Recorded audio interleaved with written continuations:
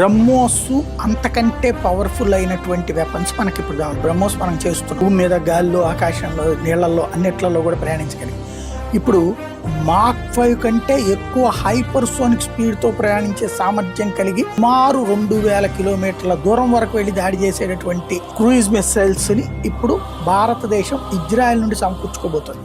Golden horizon missiles భారతదేశానికి ఇవ్వడానికి Israel ముందుకు వచ్చింది.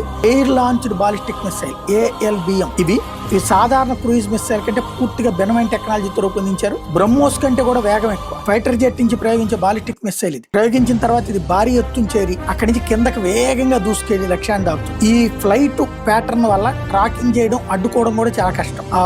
ఇందులో భారత వాయుసేనలో ఈ మిసైల్ ని సుఖోయ్ 30 MK ఫైటర్ జెట్లకు అమర్చొచ్చు. ఇలా చేస్తే శత్రు దేశాలకి పెద్ద దెబ్బతీయగలిగినటువంటిది. అలాగే భూగర్భ బ్యాంకర్లను ధ్వంసం చేయగలం, 6 లైన్ కమాండ్ సెంటర్ ధ్వంసం చేయగలం, భారీ రక్షణ ఉన్న టార్గెట్ ధ్వంసం చేయడానికి ఈ మిసైల్ ఉపయోగపడే డిజైన్ అయింది. ఇది భారత్ కి లాంగ్ రేంజ్ ప్రెసిషన్ స్ట్రైక్ సామర్థ్యాన్ని పెంచి ప్రాంతీయ డిటరెన్స్ బలోపేతం చేయడానికి ఉపయోగపడుతుంది. ప్రపంచంలో చాలా తక్కువ దేశాల్లో మాత్రం ఎయిర్ లాంచ్డ్ బాలిస్టిక్ మిసైల్స్ ఉన్నాయి. భారత్ ఈ ఆఫర్ ని అంగీకరించడం అన్నది కీ పాయింట్.